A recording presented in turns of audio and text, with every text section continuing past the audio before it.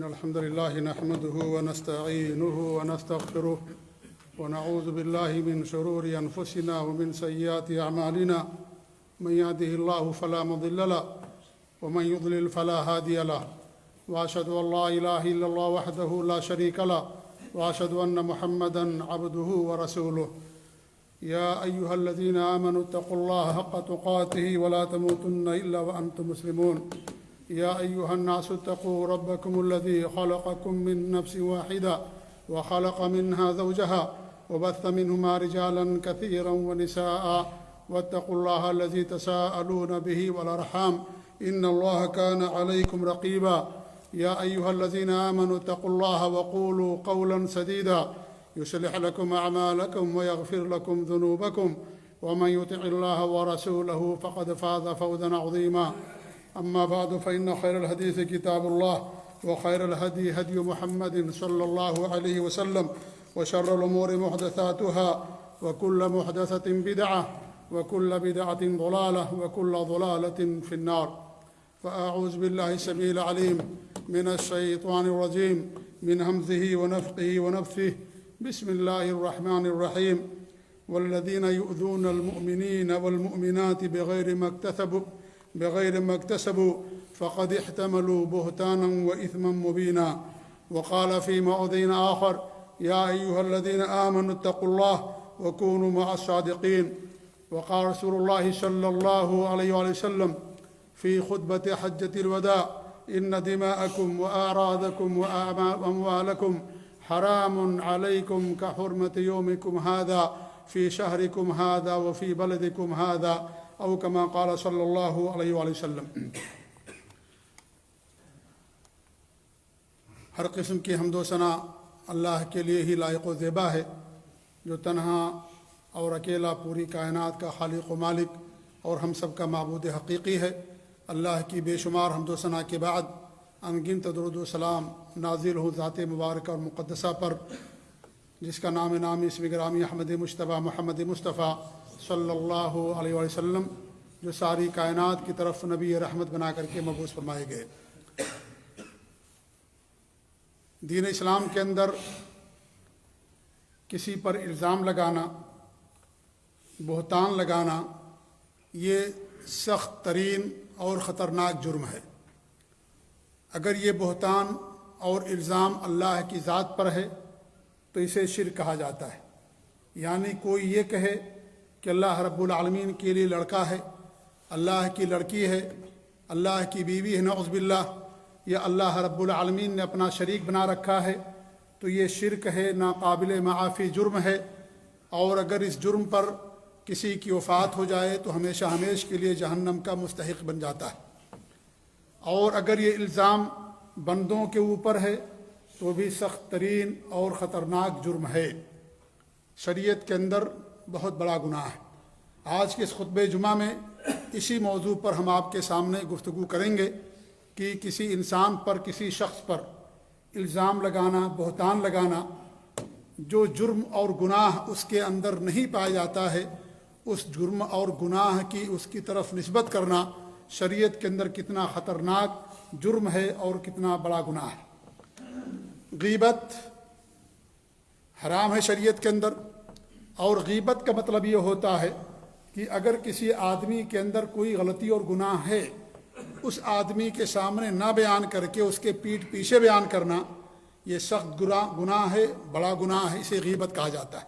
جیسا کہ ہمارے نبی نے فرمایا ذکر کا اخاک بما یکرہ، اس کی غیر موجودگی میں اس کے اندر پائی جانے والی برائیوں کو پیٹھ پیچھے بیان کرنا، اسے غیبت کہا جاتا ہے۔ وہ برائی اس کے اندر ہے لیکن اس کے سامنے نہ بیان کر کے اس کے پیٹھ پیچھے بیان کرنا، یہ بڑا گناہ ہے۔ جب تک اس کے سامنے نہیں بیان کرو گے اس کی اصلاح نہیں ہو سکتی۔ پیٹھ پیچھے بیان کرنے سے کسی کی اصلاح نہیں ہوگی، نمبر ایک۔ دوسرا، اس سے بڑا جرم کیا ہے؟ چغل خوری کرنا۔ چغل خوری کیا ہے؟ دو لوگوں کے درمیان جدائی اور دشمنی اور عداوت پیدا کرنے کے لیے ایک دوسرے کے بارے میں باتیں گڑھ کر کے کہنا، اس کو نمیمہ کہا جاتا ہے، چغل خوری کہا جاتا ہے۔ اس سے بڑا جرم یہ ہے کہ کسی پر الزام تراشی کرنا۔ ہمارے نبی سے پوچھا گیا کہ اگر وہ برائی اس کے اندر ہے تو آپ نے کہا یہی غیبت ہے، اور اگر وہ برائی اس کے اندر نہیں ہے تو الزام ہے، بہتان ہے، اور یہ الزام اور بہتان اس سے بھی بڑا جرم ہے۔ غیبت میں تو برائی اس کے اندر پائی جاتی ہے، لیکن بہتان میں وہ برائی نہیں پائی جاتی، اس سے بری اور پاک رہتا ہے، بے گناہ رہتا ہے، لیکن ناکردہ گناہ کی سزا اسے دی جاتی ہے، اور جس گناہ کو اس نے نہیں کیا اس کی نسبت اس کی طرف کی جاتی ہے۔ تو یہ بہت بڑا جرم ہے، بہت بڑا گناہ ہے۔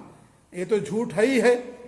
بہتان اور الزام کے معنی ہی ہوتے جھوٹ بولنا، اور جس کی کوئی حقیقت نہیں ہے، اصل سے جس کا کوئی تعلق نہیں ہے، گڑھی ہوئی چیز اسے منسوب کر دینا کسی کی طرف، یہ بہت بڑا سخت جرم ہے شریعت اسلامیہ کے اندر۔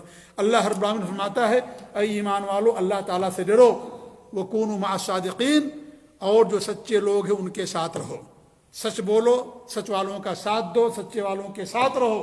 اور جھوٹ بولنا، کسی پر الزام لگانا، یہ سچ کے منافی اور سچ کے اپوزٹ ہوتا ہے۔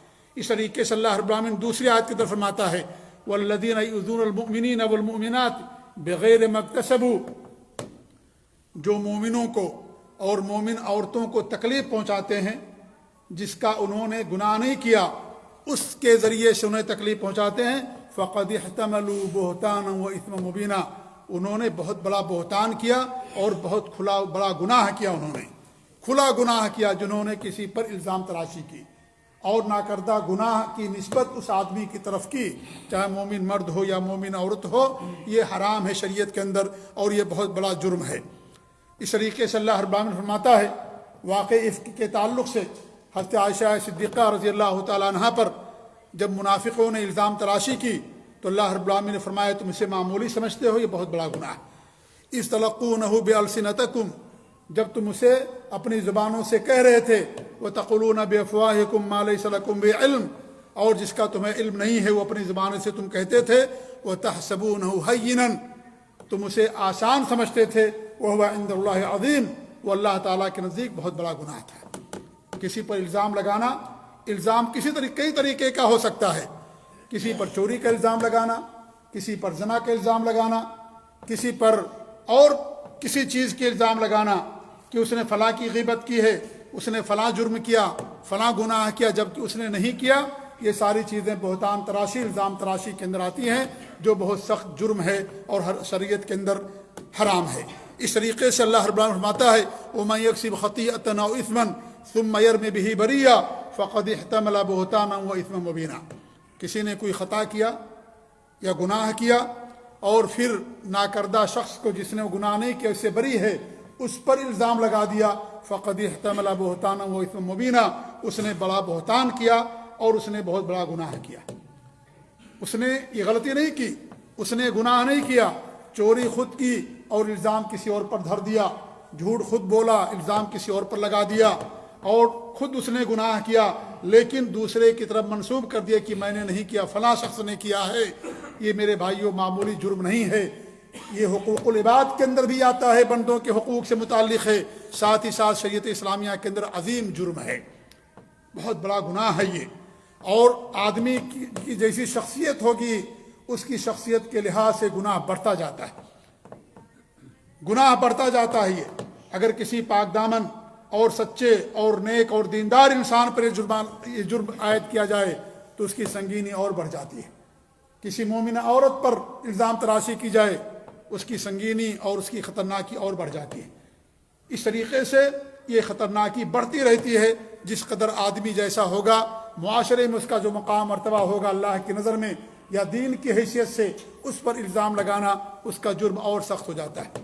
علماء کرام کے ذریعے سے اللہ تعالیٰ ہمیں دین کا علم دیتا ہے، ان کا ادب کرنا، ان کا احترام کرنا، ان کی عزت اور توقیر کرنا یہ ہم سے مطلوب ہے۔ لیکن اگر کوئی آدمی ان کی عزت اور ادب احترام کرنے کے بجائے ان پر گھناؤنے الزام لگاتا ہے، ان پر الزام تراشی کرتا ہے، بہتان تراشی کرتا ہے، تو اس کا جرم اور سخت ہو جاتا ہے اور بڑا ہو جاتا ہے۔ تو یہ سب جرم ہے شریعت اسلامیہ کے اندر، اور اس کی سنگینی کا اندازہ آپ اس بات سے بھی لگا سکتے ہیں کہ اللہ رب العالمین اس جرم کو، جو بڑے بڑے گناہ ہیں، شرک ہے، قتل ہے، چوری ہے، اس کے ساتھ ہمارے نبی نے اس کو بیان کیا، جیسا کہ حدیث کے اندر آتا ہے کہ ہمارے نبی نے فرمایا لا تشرکوا باللہ شیئا ولا تسرقوا، اللہ تعالیٰ کے ساتھ کچھ بھی شرک نہ کرو اور چوری نہ کرو، ولا تزنوا اور زنا نہ کرو، ولا تقتلوا النفس التي حرم اللہ الا بالحق اور ناحق کسی کو قتل نہ کرو، کسی کو قتل نہ کرو، ولا تمشوا ببریء الی ذی سلطان لیقتلہ اور کسی بری اور جو جس نے کوئی غلطی نہیں کی، گناہ نہیں کیا، اس کی سلطان جو بادشاہ ہے اس کی طرف جا کر کے اس کو الزام نہ لگاؤ تاکہ وہ اس کو قتل کر دے، اس پر سزا نافذ کر دے۔ وہ بیچارہ اس نے جرم نہیں کیا، وہ پاک ہے وہ اور بری ہے وہ اور بھولا بھالا انسان ہے، اس نے کوئی جرم نہیں کیا، تم جا کر کے بادشاہ کے پاس کہو کہ اس نے یہ جرم کیا تاکہ اس کو قتل کر دے، یہ حرام ہے شریعت کے اندر۔ اور اللہ کے رسول صلی اللہ علیہ وسلم نے بڑے بڑے گناہوں کے ساتھ اس کو بیان کیا۔ یہ ترمذی کی روایت اور امام ترمذی نے اس کو حسن صحیح قرار دیا۔ اور یہ زمانے جاہلیت کی چیزوں میں سے بھی ہے، کیونکہ زمانے جاہلیت کے اندر لوگ اس طرح کا گناہ کرتے تھے اور اس کا الزام دوسروں کے اوپر دھر دیا کرتے تھے، اور یہ گناہ آج بھی ہمارے معاشرے کے اندر بڑی کثرت کے ساتھ پایا جاتا ہے۔ بڑے افسوس کی بات یہ ہے کہ انسان خود گناہ کرتا ہے اور دوسرے کی طرف الزام لگا دیتا ہے، یا ایسے ہی پیسے لے کر کے کسی کی عزت سے کھلواڑ کرتا ہے اور اس پر الزام لگا دیتا ہے۔ کوئی عورت کسی سے پیسے لے کر کے کسی عالم یا کسی بے گناہ شخص کے ساتھ یہ الزام تراشی کر دے کہ فلاں عالم نے یا فلاں شخص نے میرے ساتھ زیادتی کی ہے، یا مجھے اس طرح گناہ پر اکسایا، یا اس طریقے سے میرے ہاتھ کو پکڑا، یا اس طریقے سے اور کچھ اس نے میرے ساتھ کیا، ظلم کیا میرے اوپر، یا اس طریقے سے اور کوئی نسبت کر دے، تو میرے بھائیو یہ اور جرم بڑھ جاتا ہے، اس کی سنگینی اور خطرناک ہو جاتی ہے۔ آج ہمارے معاشرے کے اندر یہ چیز پائی جاتی ہے۔ ایسے مرد بھی پائے جاتے ہیں جو کسی پاک دامن عورت کے اوپر غلط الزام لگا دیتے ہیں، صرف چند پیسوں اور چند سکتوں کے عوض دنیا بھی بیچ دیتے ہیں، اور آخرت بھی ان کی تو خراب ہوتی ہی ہوتی ہے، دنیا کے اندر بدنام بھی ہوتے ہیں۔ لہذا میرے بھائیوں یہ شریعت اسلامیہ کے اندر سخت جرم ہے، یہ زمانے جاہلیت سے چلا آنے والا عمل ہے، جسے ہمارے نبی نے صلی اللہ علیہ وسلم نے بڑی سختی کے ساتھ سے منع کیا۔ اللہ کے رسول کی حدیث ہے اربع من فی امتی من امر الجاہلیہ لا یترکونہن، چار چیزیں ایسی ہیں جو جاہلیت کے امور میں سے جو ہماری امت کے لوگ بھی نہیں چھوڑیں گے۔ الفقر فی الاحساب، اپنے خاندان پر فخر کرنا، والطعن فی الانساب، اور کسی کے نسب میں تانا زنی کرنا، اس کے نسب میں کیڑے نکالنا، عیب نکالنا، یہ خراب نسب ہے، اس کا خراب خاندان ہے، اس کے ماں باپ زانی ہیں یا خود زانی ہے، زنا کا الزام لگانا، اس کے نسب کے اندر کیڑے نکالنا، یہ کیا ہے؟ یہ زمانے جاہلیت کی چیزوں میں سے۔ اور آپ نے فرمایا کہ کیا نام ہے، اس کے بعد آپ نے فرمایا والاستسقاء بالنجوم، اور تاروں کے ذریعے سے بارش طلب کرنا، وہ نیاحہ اور نوحہ کرنا، ماتم کرنا مرنے والے کے اوپر، یہ آپ نے فرمایا یہ زمانہ جاہلیت کی چیزوں میں سے ہے۔ یہ صحیح مسلم کی روایت ہے۔ اس طریقے سے بڑا گناہ ہے۔ اللہ کے رسول صلی اللہ علیہ وسلم کی حدیث ہے، بخاری کی روایت ہے، الا انبئکم باکبر الکبائر، کیا میں تمہیں بڑے بڑے گناہوں کے بارے میں نہ بتاؤں؟ لوگوں نے کہا کہ ضرور بتائیے۔ تمہارے نبی نے فرمایا الاشراک باللہ، اللہ تعالیٰ کے ساتھ شرک کرنا، کیونکہ سب سے بڑا جرم تو یہی ہے، اس دھرتی پر اس سے بڑا جرم نہیں کہ انسان اللہ تعالیٰ کے ساتھ شرک کرے۔ اور پھر آپ نے فرمایا وقوق الوالدین، والدین کی نافرمانی کرنا، والدین کی نافرمانی کرنا، شرک کے ساتھ ہمارے بھی نے اس کو بیان کیا۔ آپ سوچئے کہ ماں باپ کا ادب احترام کرنا، ان کی خدمت کرنا کتنا بڑا ہم سے مطلوب ہے، اور ایک انسان اگر ماں باپ کی نافرمانی کرتا ہے تو شرک کے ساتھ ہمارے بھی نے گناہ کے ساتھ اس کو جوڑ کر کے بتایا۔ تو آپ فرماتے ہیں وقوق الوالدین، والدین کی نافرمانی کرنا۔ پھر آپ ٹیکے ہوئے تھے، بیٹھ گئے، اور آپ نے کہا الا و شہادت الزور، الا و شہادت الزور۔ پھر آپ نے بیٹھ کر کے کہا کہ آگاہ ہو جاؤ، جھوٹی گواہی دینا، جھوٹ بولنا یہ بھی سخت جرم ہے۔ بار بار آپ کہتے رہے، صحابہ کرام کہتے ہیں کہ ہم نے کہا کہ آپ خاموش ہو جائیں، یعنی بار بار اس گناہ کو آپ بیان کر رہے تھے۔ اس سے اندازہ ہوتا ہے کہ شریعت اسلامیہ کے اندر یہ کتنا سخت جرم ہے۔ یہ ہلاک کر دینے والا چیز ہے، کر دینے والی چیز ہے، انسان کو برباد کر دینے والی چیز، بہت خطرناک جرم ہے۔ اللہ کے رسول صلی اللہ علیہ وسلم فرماتے ہیں اجتنبوا من السبع الموبقات، 7 ہلاک کر دینے والی چیزوں سے اپنے آپ کو دور رکھو۔ 7 چیزوں جو ہلاک کر دینے والی انسان کو سے دوری بنا کر کے رکھو۔ پھر آپ نے فرمایا اسی میں سے وقذف المحصنات المؤمنات الغافلات، جو بھولی بھالی پاک دامن عورتیں ہیں، مومن عورتیں ہیں، ان پر الزام تراشی کرنا۔ یہ بخاری مسلم کی روایت۔ آپ نے عورت کے بارے میں ذکر کیا، جہاں عورت کے بارے میں سنگین جرم ہے وہیں مرد بھی اس کے اندر شامل ہے۔ اگر کوئی مرد کے اوپر، پاک دامن اور مومن مرد کے اوپر الزام تراشی کرتا ہے، زنا یا اس طرح کے سنگین گھناؤنے جرم لگاتا ہے، چاہے مرد ہو یا عورت ہو، وہ بھی اس کے اندر شامل اور داخل ہے۔ اسلام کا ہر حکم ہر ایک کے لیے ہے، الا یہ کہ اس کے بارے میں استثناء ہو۔ اگرچہ یہ عورتوں کے بارے میں ہمارے نبی نے فرمایا، کیونکہ عام طور پر عورتوں کے بارے میں الزام تراشی کی جاتی ہے، ان پر زنا کا الزام لگایا جاتا ہے، عام طور پر ایسا ہوتا ہے، اس لیے آپ نے عموماً اس عمومی طور پر خیال رکھتے ہوئے بات بیان کی، ورنہ اس کے اندر مرد بھی شامل ہیں، اس لیے اگر کوئی مرد پر الزام لگاتا ہے تو وہ بھی سخت گناہ کا ارتکاب کرتا ہے۔ اس طریقے سے میرے بھائیوں، ایسا کرنے والا قیامت کے دن اپنے آپ کو خود عذاب دے گا۔ معراج میں اللہ کے رسول صلی اللہ علیہ وسلم نے کچھ لوگوں کو دیکھا جو اپنے ناخون سے اپنے چہرے اور سینے کو نوچ رہے ہیں۔ آپ نے پوچھا جبریل امین سے، یہ کون لوگ ہیں؟ تو حضرت جبریل امین نے فرمایا، یہ وہ لوگ ہیں جو لوگوں کا گوشت کھایا کرتے تھے، لوگوں کی غیبتیں کیا کرتے تھے، وَكَانُوا يَقُعُونَ فِي أَعْرَاضِهِمْ، اور ان کی عزتوں سے کھلواڑ کیا کرتے تھے، عزتیں نیلام کرتے تھے، لوگوں کی عزتوں پر بٹا لگاتے تھے اور عزتوں سے کھلواڑ کیا کرتے تھے۔ لہذا ایسے لوگ قیامت کے دن اپنے ناخون سے اپنے چہرے اور اپنے سینے کو نوچیں گے، جو لوگوں کا گوشت کھاتے ہیں اور لوگوں کی عزتوں سے کھلواڑ کرتے ہیں۔ یہ تو قیامت کے دن یہ ایسے لوگوں کو سزا دی جائے گی۔ اس طریقے سے ایسے لوگوں کے لیے سزا دنیا کے اندر یہ ہے کہ اگر کوئی مومن مرد پر یا کسی عورت کے اوپر الزام لگاتا ہے زنا کا، تو ایسے لوگوں کی سزا یہ ہے کہ ایسے لوگوں پر 80 کوڑے لگائے جائیں، اگر وہ گواہ لے کر کے نہ آئیں، جب تک 4 گواہ نہ پیش کر دیں۔ ایسے لوگوں کے لیے اسلامی قانون یہ ہے کہ ایسے لوگوں پر 80 کوڑے لگائے جائیں۔ اللہ رب العالمین فرماتا ہے، والذین یرمون المحصنات، جو پاک دامن عورتوں پر الزام تراشی کرتے ہیں، ثم لم یأتوا بأربعة شہداء، پھر وہ 4 گواہ لے کر کے نہیں آ پاتے، 4 گواہ حاضر نہیں کر پاتے، فجلدوہم 80 جلدہ، ان کو 80 کوڑے لگاؤ۔ معمولی بات نہیں ہے کسی کی عزت پر دھبا لگانا اور کسی کی عزت پر الزام لگانا کہ اس نے فلاں کے ساتھ زنا کیا، فلاں کے ساتھ گناہ کیا، یہ کوئی معمولی جرم نہیں ہے۔ اور یہ میں نے بتایا کہ صرف عورتوں کے ساتھ خاص نہیں ہے، مردوں کے لیے بھی یہ حکم ہے۔ اس لیے امام ابن عثیمین رحمۃ اللہ علیہ بیان کیا ہے، اور بھی علماء نے، کہ اگرچہ عورتوں کے بارے میں بیان کیا گیا لیکن یہ حکم مردوں کے لیے بھی ہے۔ اگر کوئی مومن مرد پر، پاک دامن مرد پر اس طرح کا الزام لگاتا ہے تو اس کو بھی 80 کوڑے لگائے جائیں گے۔ اگر مرد ہے تو مرد کو 80 کوڑے، اگر عورت ہے لگانے والی تو عورت کے اوپر 80 کوڑے لگائے جائیں گے۔ یہ اسلام کا قانون کہتا ہے، اسلام کی سزا ہے دنیا کے اندر ایسے لوگوں کے لیے۔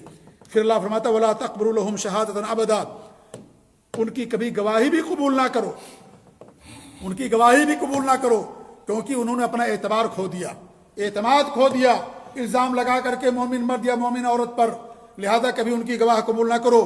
اور وہ اولئک هم الفاسقون، یہ فاسق لوگ ہیں جو اس طرح کا جرم کا ارتکاب کرتے ہیں۔ لہذا جو ایسا کرے گا، چاہے مرد ہو یا عورت ہو، وہ فاسق ہے اور اس طریقے سے اس کے لیے سخت جرم ہے۔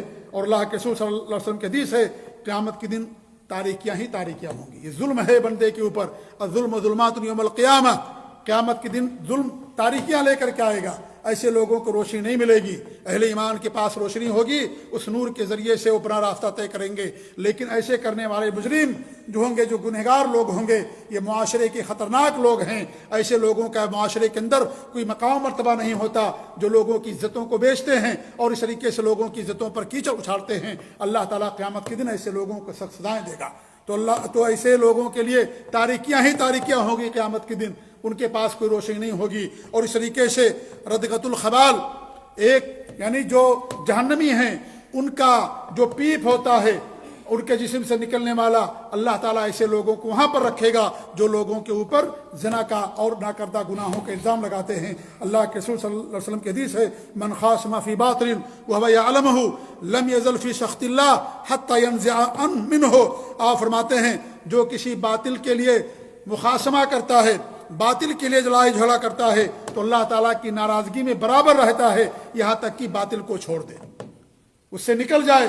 جب تک نہیں نکلتا، باطل کا جو دفاع کرتا ہے، باطل کی جو نشر و اشاعت کرتا ہے، ایسے آدمی کے بارے میں اللہ کے فرماتے ہیں کہ اللہ تعالیٰ کی ناراضگی اس کو ہمیشہ لاحق رہتی ہے جب تک کہ اس باطل سے نکل نہ جائے۔ ومن قال فی مؤمن ما لیس فیہ اسکنہ اللہ ردغۃ الخبال حتی یخرج مما قال۔ آپ فرماتے ہیں، جو کسی مومن کے بارے میں ایسی بات کہتا ہے جو اس کے اندر نہیں ہے، تو اللہ تعالیٰ اس کو ردغۃ الخبال کے اندر رکھے گا۔ ردغۃ الخبال کیا ہے؟ یہ جہنمیوں کا جو پیپ ہے، ان کے جسم سے نکلنے والا، وہ اس کے اندر اللہ تعالیٰ رکھے گا، حتی یخرج مما قال، یہاں تک کہ جو اس نے الزام لگایا ہے اس سے اپنے آپ کو بری کر لے اور اس سے معافی مانگ لے. جب تک یہ نہیں کرتا اس وقت تک اللہ رب العالمین اس کو ردغۃ الخبال کے اندر رکھے گا. ابو داؤد کی روایت صحیح روایت ہے میرے بھائیوں. لہذا کسی پر الزام لگانا یہ بہت سخت جرم ہے شریعت کے اندر, بہت بڑا جرم ہے, اور اس سے گناہ کا کفارہ بھی نہیں ہے. اللہ کے رسول صلی اللہ علیہ وسلم فرماتے ہیں 5 چیزیں ایسی ہیں جس کا کوئی کفارہ نہیں. ایک تو اللہ تعالیٰ کے ساتھ شرک کرنا, وقتل النفس بغیر حق, ناحق کسی کو قتل کرنا, او بہت مومن, یا کسی مومن پر بہتان لگانا, کسی مومن پر الزام لگانا, او الفرار یوم الزحف, یا میدان جنگ سے فرار اختیار کر لینا, میدان چھوڑ کر کے بھاگ جانا, او یمین صابرہ یختطئ بها مالا بغیر حق, یا جھوٹی قسم کھا کر کے کسی کا ناحق مال لے لیتا ہے. ایسے 5 گناہ جن کا کوئی کفارہ نہیں. مسند احمد کی روایت, اور امام ابانی فرماتے ہیں یہ حسن لغیر ہی ہے. اور اللہ کے رسول صلی اللہ علیہ وسلم لوگوں سے جب بیعت لیتے تھے تو اس بات کی بھی بیعت لیا کرتے تھے کہ تم لوگ کسی پر الزام نہیں لگاؤ گے. جیسا کہ بیعت عقبہ دوم میں جب آپ نے انصار سے بیعت لیا صحابہ کرام سے, تو آپ نے کیا فرمایا, بایعونی علی ان لا تشرکوا باللہ شیئا, میرے ہاتھ پر اس بیعت کرو اس بات کے لیے کہ تم اللہ تعالیٰ کے ساتھ کچھ بھی شرک نہیں کرو گے. ولا تسرقوا ولا تزنوا, نہ تم چوری کرو گے نہ زنا کرو گے. ولا تقتلوا اولادکم, نہ اپنے بچوں کو قتل کرو گے. ولا تأتون ببہتان اور تفترونہ من بین ایدیکم وارجلکم, اور نہ ہی تم کسی پر الزام تراشی کرو گے, اپنے ہاتھ پاؤں سے گڑھ کر کے, یعنی اپنی طرف سے پیدا کر کے کسی پر تم الزام تراشی نہیں کرو گے. ولا تعصوا فی معروف, اور معروف کے اندر تم نافرمانی نہیں کرو گے, یعنی معروف کا حکم دیا جائے گا اس معروف پر عمل کرو گے. فمن وفی منکم فاجرہ اللہ, جس نے یہ پورا کیا اس کا اجر اللہ رب العالمین کے اوپر ہے. ومن اصاب ذلک شیئا فعوقب فی الدنیا فہو کفارۃ اللہ, اور اگر کسی نے اس میں سے کچھ کیا اور دنیا کے اندر اس پر کفارہ حد لگا دی گئی, سزا دے دے گی دنیا کے اندر, تو کیا ہوگا, یہ اس کا کفارہ ہو جائے گا.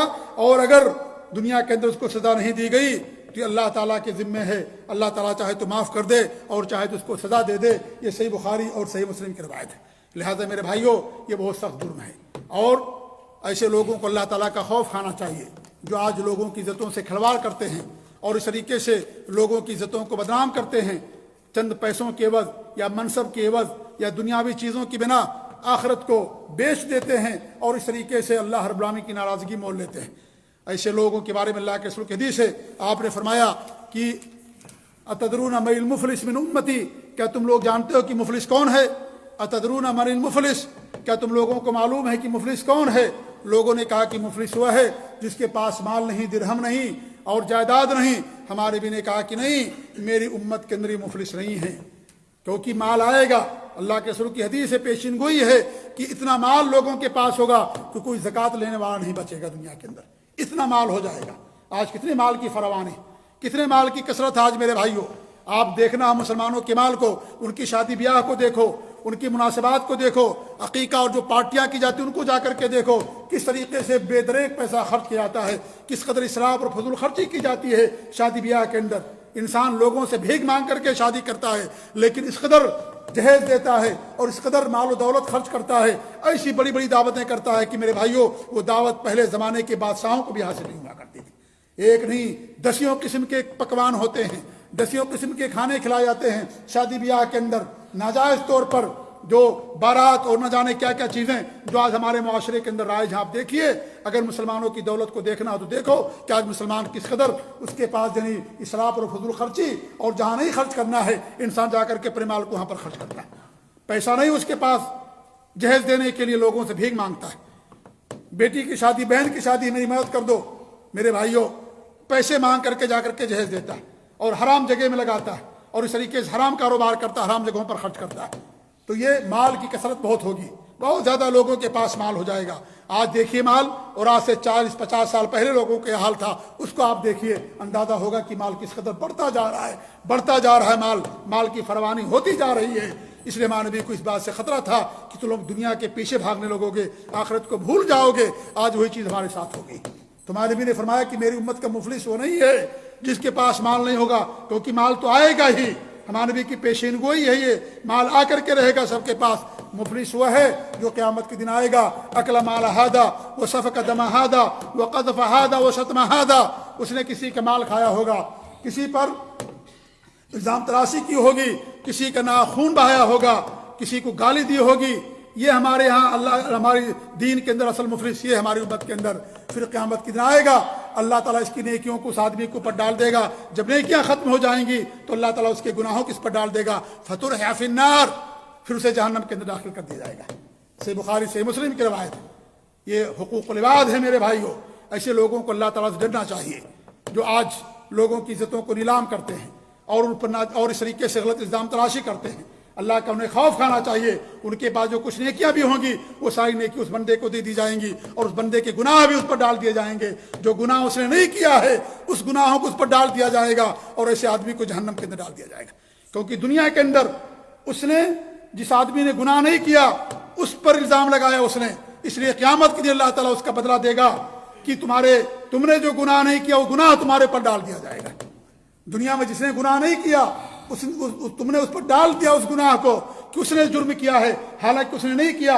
قیامت کے دن اللہ تعالیٰ یہی سزا تمہارے ساتھ دے گا کہ اللہ تم نے جو گناہ نہیں کیا ہوگا اس آدمی کے گناہوں کو تمہارے اوپر ڈال دیا جائے گا اور پھر جہنم کے اندر ڈال دیا جائے گا۔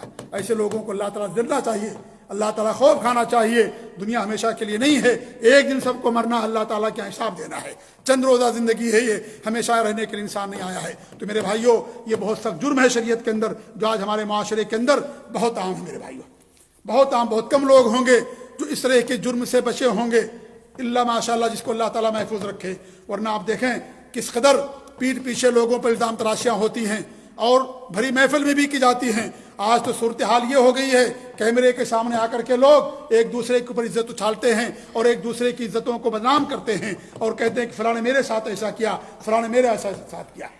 اگر ایسا ہوا بھی مان لیجئے تھوڑی دیر کے لیے اللہ نے پردہ ڈال دیا تھا، پردہ ڈالے رہتے اللہ تعالیٰ معاف کر سکتا تھا، جیسا کہ اللہ کے رسول کی حدیث ہے کہ اللہ نے اگر پردہ ڈال دیا تو قیامت کے دن اللہ تعالیٰ ہوتا پردہ ڈال دے۔ لیکن تم نے خود پردہ چاہ کر دیا، اور تم خود اگر کسی پر الزام لگاؤ گے، کسی کے بارے میں بات کہو گے تو جہاں دوسرے کی عزت بدنام ہوگی تمہاری بھی عزت بدنام ہوتی ہے۔ لہذا ایسے لوگوں کو ہوش کے ناخن لینا چاہیے، ایسے لوگوں کو اللہ تعالیٰ سے ڈرنا چاہیے۔ اور جرم اور بڑھ جاتا ہے جب کسی نے کچھ کیا ہی نہیں اور اس کے اوپر ناجائز الزام لگا دیا جائے، الزام تراشی کر دی جائے۔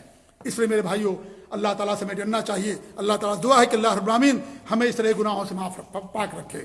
اللہ تعالیٰ ہم سب کی حفاظت فرمائے۔ اللہ تعالیٰ ہمیں ایک دوسرے کے حقوق ادا کرنے کی توفیق دے، ایک دوسرے کے ادب احترام کرنے کی توفیق دے، ایک دوسرے کی عزتوں کی حفاظت کرنے کی توفیق دے، اور اللہ رب العالمین ہمیں ہر طرح کے گناہ سے محفوظ رکھے جب تک دنیا میں رکھے، نیکی کرنے کی توفیق دے۔ اللہ ہماری نیکیوں قبول فرمائے، اللہ ہمیں گناہوں سے محفوظ رکھے، اپنے نبی کی سنتوں پر قائم رکھے، اور ہماری وفات ہو ہماری زبان سے کلمہ توحید جاری ہو، اور وفات کے بعد اللہ رب العالمین ہمیں قبر کے عذاب سے اور جہنم کے عذاب سے محفوظ رکھے، اور جنت الفردوس کے اندر اللہ رب العالمین ہم سب کو اونچا مقام عطا فرمائے۔ آمین۔ بارک اللہ علی ولکم فی القرآن العظیم ونفعنی وإياکم بالآیات والذکر الحکیم، انہ تعالی جواد کریم ملک بر رؤوف رحیم۔